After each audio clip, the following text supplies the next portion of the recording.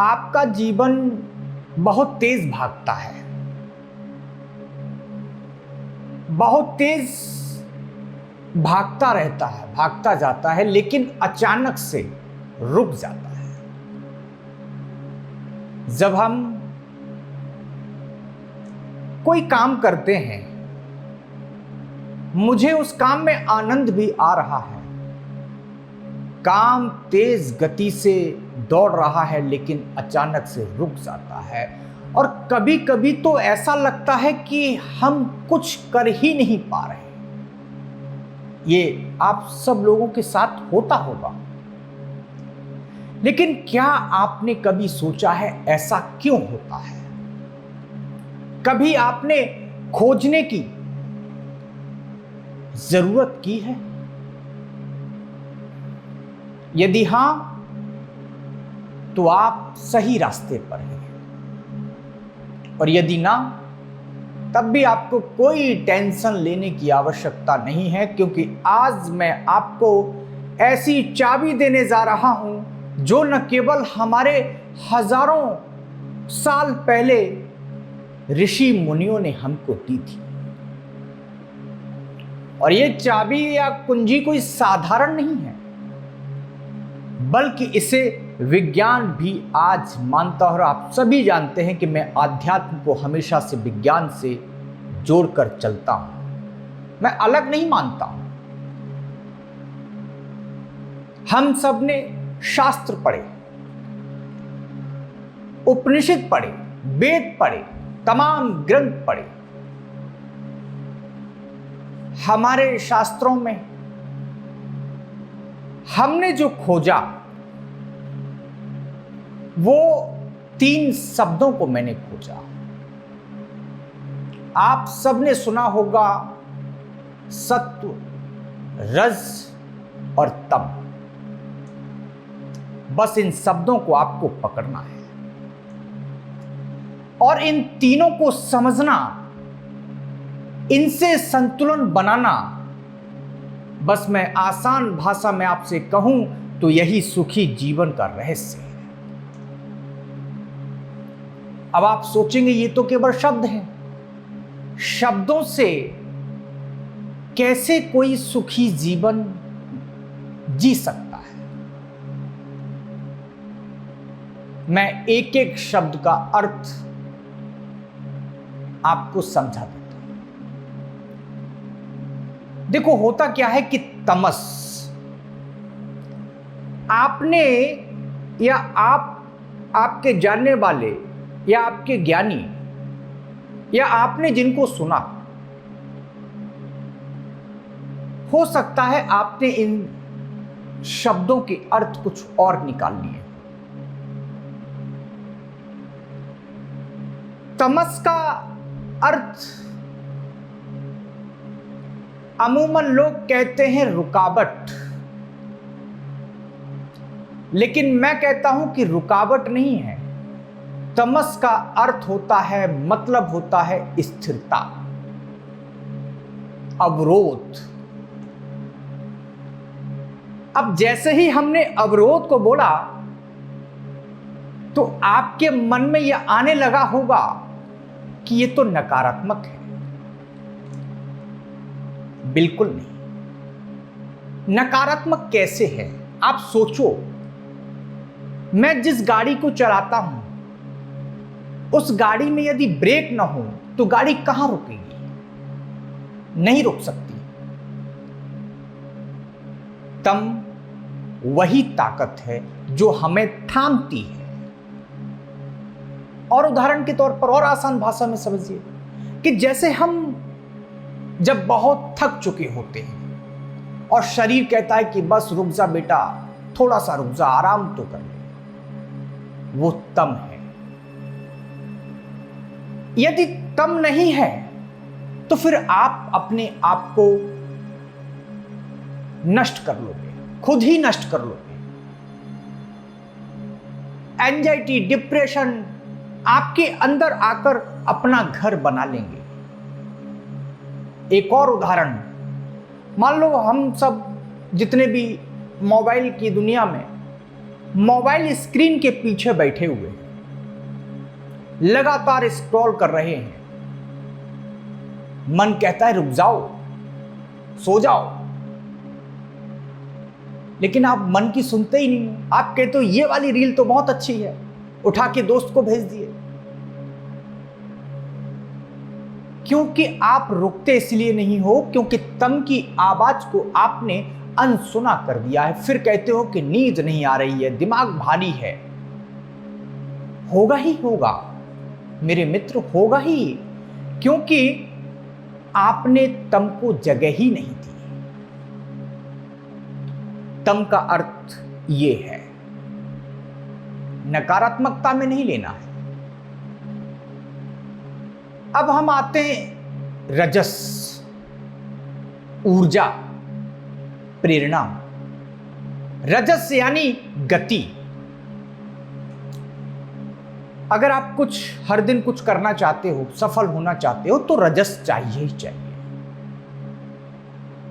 लेकिन रजस हो और तम ना हो तो आप दौड़ते रह जाएंगे, थक जाएंगे और गिर जाएंगे। इसीलिए रजस के साथ तम का होना बेहद आवश्यक बन जाता है जब आप सफलता की ओर अग्रसर हैं। मान लो आप नौकरी कर रहे थे, अब आपने कहा कि नहीं नहीं अब नौकरी नहीं होगी, अब तो मैं अपना बिजनेस शुरू करना चाहता हूं। अच्छी बात है, बहुत जोश में, हर दिन भाग दौड़, मेहनत, सारा पैसा झोंक दिया, लेकिन प्लानिंग नहीं थी। प्लानिंग नहीं थी मतलब रुकना नहीं सीखा। अंत क्या हुआ? थक कर बैठ गए, बोले नहीं नहीं ये बिजनेस बहुत घाटे वाला बिजनेस है, गलती हो गई। क्योंकि रजस था पर तम और सत्व गायब थे। इसलिए जब हम रजस और तम को समझ लेते हैं और हम इनके अनुसार जब चलना शुरू करते हैं तो आपके जीवन में एक अचूक परिवर्तन होता है। अब हम सत्व पर आते हैं। सत्व को आसान भाषा में कहें तो संतुलन की आत्मा। और मैं आप सबको बता दूं, सत्व वो है जो तम और रज के बीच में बैलेंस बनाता है, और यही सबसे जरूरी गुण है। यदि आपके जीवन में बैलेंस नहीं है तो फिर आप अपना जीवन नहीं जी रहे हो, आप पशु के तल पर जीवन जी रहे हो। एक ड्राइवर है जिसके पास ब्रेक भी है, एक्सीलेटर भी है, समझदार भी है, वो जानता है कि कौन से ब्रेकर पर कितनी स्पीड कम करनी है कि गाड़ी रुके भी नहीं और गाड़ी रफ्तार भी पकड़ ले, तो उसे कौन रोक सकता है? उसे कौन हरा सकता है? कोई नहीं हरा सकता। बस आपको पता होना चाहिए कि कब रफ्तार देनी है, कब गाड़ी को स्लो करना है और कब गाड़ी को बिल्कुल रोक देना है। जब आप देखते हैं सड़क पर जाते हैं, आगे डिवाइडर है, यू टर्न का चिन्ह लगा होता है, तो आप कम कर लेते हैं कि यू टर्न का चिन्ह लगा है, इसका मतलब मुझे लेफ्ट या राइट जाना है, आगे नहीं जाना, आपको रोकना होता है। ये चीज अगर आपने अपने जीवन में लागू कर ली और तीनों का बैलेंस बनाना आरंभ कर दिया तो फिर आपका जीवन बेहद सरल, बेहद शुद्ध और पवित्र हो जाएगा। एक उदाहरण से समझिए कि कोविड काल में कितने लोगों ने यह सीख ली कि भाग दौड़ से जरूरी है शांति। किसी ने खेती करना शुरू कर दिया, किसी ने ध्यान करना शुरू कर दिया, किसी ने परिवार को समय देना शुरू कर दिया। यह सत्य था जिसने उन्हें जीवन के संतुलन की समझ दी। अब जब आपने इतना सुना है तो आपके मन में सवाल उठना तो लाजमी होगा। सवाल ये उठ रहा होगा आपके मन में, जो आप बात बता रहे हैं, इन बातों को मैं अपने जीवन में कैसे लागू करूं? तो सुनिए, मैं यही कहूंगा कि तम को समय दीजिए। रोज कम से कम 30 मिनट चुपचाप बैठिए, और यदि आप मेरी बात को माने तो मोबाइल टीवी से थोड़ा सा दूरी बना लें। यही तमस का आदर है। सबसे पहले तो हमें तमस का सम्मान करना है, तमस को आदर देना है। जब हम 30 मिनट मौन की यात्रा में रहेंगे, मोबाइल, टीवी, ताम झाम की दुनिया से थोड़ा दूर रहेंगे, तो ये तमस का अंदर से आदर है। रजस को दिशा दीजिए। कहने का अर्थ है कि अपनी ऊर्जा को व्यर्थ न बहाएं। जो जरूरी हो, बेहद जरूरी हो, उसी पर लगाएं। जिसको अंग्रेजी के एक शब्द में कहें तो स्मार्ट एफर्ट। और सत्य को जागृत कीजिए। रोज थोड़ा ध्यान करें, रोज पढ़ें। सुबह उठकर 5 मिनट मौन से शुरू करें, क्योंकि जीवन कोई दौड़ नहीं है। यदि आपने जीवन को दौड़ बना लिया तो आपके हाथ में फिर कुछ नहीं बचेगा। जीवन एक संगीत है, और संगीत में लय ना हो तो वो संगीत किसी काम का नहीं रहता है। इसलिए जीवन एक संगीत है, विराम नहीं होगा। यदि उस संगीत में लय नहीं होगी, विराम नहीं होगा, ताल नहीं होगी, तो वो शोर बन जाएगा, संगीत नहीं बनेगा। इसलिए आज से जीवन के इस त्रिगुणीय सूत्र को अपनाइए। समझिए, सत्व, रज, तम यही है हमारे भीतर।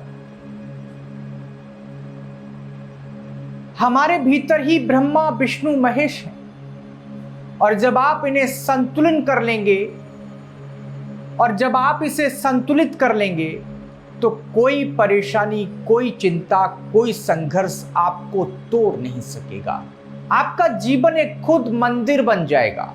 बस आपको समझना है, एक ऐसा मंदिर जहां प्रेम, शांति, ऊर्जा, सब कुछ आपके पास स्वयं प्रकट होंगे। क्योंकि शांति, ऊर्जा, संतुलन, ये सारी चीजें ऐसी हैं जो आप इन्हें प्रकट करा सकते हैं। और यही गुण धर्म है। जो सत्व, रज और तम के ये तीनों जो काम करते हैं, वे वही काम करते हैं जो हम बहुत पुराने दिनों से सत्व, रज और तम शब्दों से बताते थे।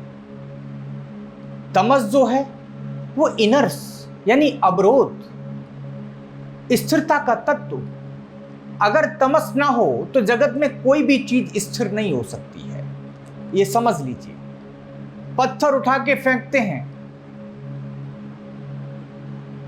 अगर कोई ग्रेविटेशन ना हो, कोई रोकने वाली ताकत ना हो, अवरोध ना हो, तो फिर वो पत्थर कभी गिरेगा ही नहीं।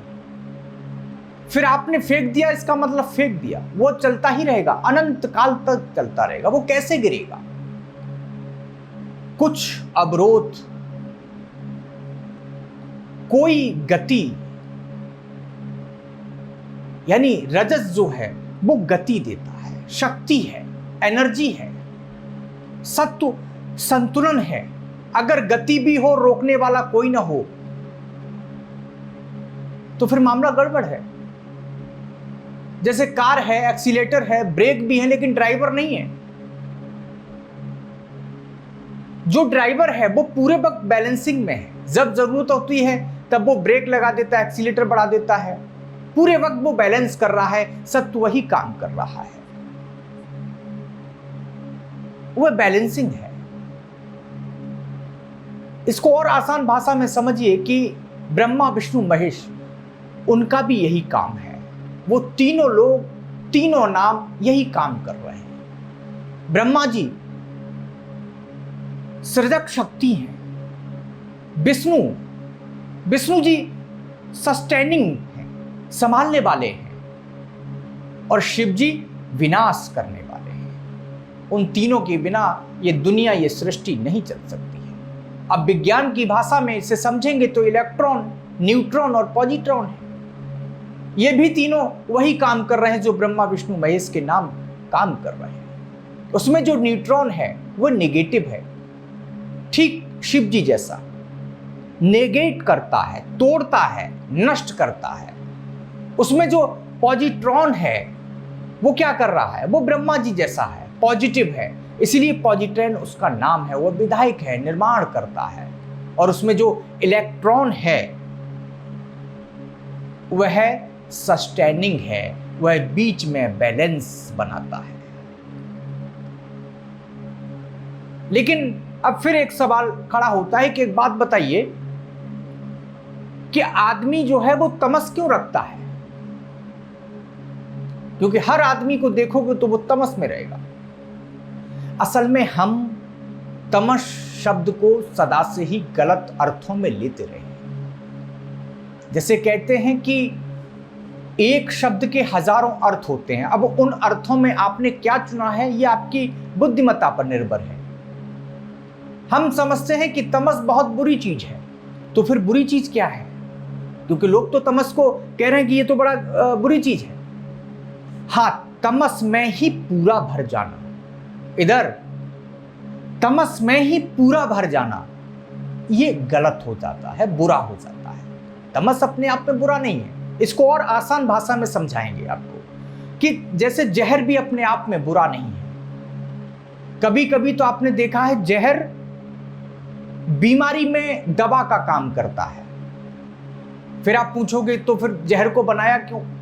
जब आदमी खाकर मर ही जा रहा है तो फिर इसका जिम्मेदार कौन होगा? जहर क्यों बनाया? जहर आप में किसी को नहीं मारता, लेकिन यदि आदमी ने ही जहर को खा लिया तो आदमी मर जाएगा, चाहे वो जहर हो या अमृत हो। अधिक से ज्यादा खा लोगे तो मौत तो आपकी निश्चित है ना। जहर जो लोग खाते हैं, जहर उनको नहीं खाता, जहर लोग खाते हैं। इसलिए कभी भी आप देखें तो जीवन के जो नियम हैं उन नियमों में बुरा कोई नहीं है। कोई नियम भला भी नहीं हो सकता, बस अनिवार्य हैं।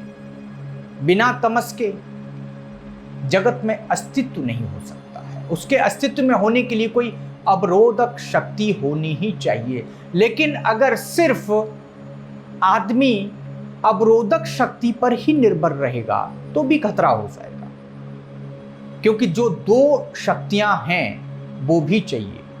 और श्रेष्ठतम स्वास्थ्य की स्थिति वह है जहां तीनों शक्तियां अपने आप में बैलेंस करती हैं, संतुलन करती है, संतुलित होती है। उसी क्षण में आदमी तीनों के बाहर निकल जाता है और परमात्मा को अनुभव कर लेता है। जब तक आदमी इधर उधर डोल रहा है, जब आदमी, आपने देखा होगा खेल के मैदान में कि खिलाड़ी या जादूगर टाइप के जो लोग होते हैं वो रस्सी पर चलते हैं, लेकिन स्थिर नहीं रहता। वो कभी इधर डुलता है, कभी उधर डुलता है, लेकिन गिरता नहीं है, क्योंकि उसको बैलेंस करना आ गया है। वो बाएं झुक रहा है, बाएं झुकने के साथ साथ फिर दाएं भी झुकेगा कि बाएं ना गिर जाए, इसलिए उसको दाएं भी झुकना पड़ रहा है। और फिर जब दायां झुकता है तो फिर उसको बाएं में गिरने का डर पैदा हो जाता है, तब वो बायां झुकता है। तो वो क्या कर रहा है? वो बैलेंस कर रहा है पूरे वक्त। उसको दाएं गिरने का डर पैदा होता है, बाएं गिरने का डर पैदा होता है, लेकिन वो बच जाता है, बैलेंस कर जाता है, क्योंकि एक फोर्स है, वो काम कर रहा है। वो तो इंतजार कर रहा है कि इसका बैलेंस बिगड़े, ये जमीन पर गिरे, इसकी हड्डी तोड़ दे। प्रकृति वेट कर रही है, उसको कोई लेना देना नहीं है ना। आप अपनी बैलेंस पर फोकस करो ना। कोई दुखी हो जाता है, तो इसका मतलब उसने बैलेंस में कुछ न कुछ गड़बड़ी की है। जब आदमी बैलेंस नहीं कर पाता है, सब कुछ होने के बावजूद भी, आपने देखे होंगे, रील्स में भी आपने देखा होगा, लोगों के पास कोई कमी नहीं है, न धन की कमी है, न पद की कमी है, न प्रतिष्ठा की कमी है, किसी भी चीज की कमी नहीं है, लेकिन बैलेंस की कमी होती है। इसीलिए वो लोग, कई आपने देखे होंगे कि बड़े बड़े लोग सुसाइड कर लेते हैं, वो बैलेंस नहीं कर पा रहे हैं चीजों को। सब कुछ होना भी अपने आप में न होना के समान ही हो जाता है। इस चीज को समझना बेहद जरूरी है आपके लिए। कृष्ण का पूरा योग समता योग है, द योगा ऑफ बैलेंस। जिंदगी एक बैलेंस है, एक संतुलन है, सदा सदा संतुलन है। ज्यादा खा लिया तो भैया उपवास कर लो, ज्यादा उपवास कर लिया तो ग्लूकोज का इंजेक्शन ले लो। अब तो वो टेट्रापैक भी आने लगा है ग्लूकोज का। बस बैलेंस में रहो पूरे वक्त, पूरे समय। जिंदगी एक बहुत बारीक संतुलन है, उसमें जरा सा भी आप इधर उधर हुए तो फिर प्रकृति अपना काम करती रहेगी। वो आपके इंतजार में है कि तुम जमीन पर चल रहे हो और आपने पत्थर नहीं देखा तो गिरोगे ही गिरोगे। प्रकृति अपना काम कर रही है, तुम्हें संभल के चलना है। आप अनिवार्य तत्व हो। इसीलिए मैं कह रहा हूं कि इन तीन तत्वों को अगर आपने समझ लिया, या ब्रह्मा विष्णु महेश की शक्ति को आपने समझ लिया, आप जीवन को बहुत सरल तरीके से जी पाओगे, बहुत सुखद तरीके से जी पाओगे। आप तमस में गिरे इसलिए नहीं, आप तमस के द्वारा रजस को साधते हैं। जब तमस बढ़ जाए तो रजस की तरफ झुक जाए, और जब रजस बढ़ जाए तो तमस की तरफ झुक जाए। दोनों को साधते रहें, और जब दोनों बिल्कुल सध जाएं तो आप सत्व की तरफ शुरू करें। फिर तीनों के बीच साधना पड़ेगी, वो और भी गहरी होगी। याद रखना, दो के बीच की साधना बहुत आसान है।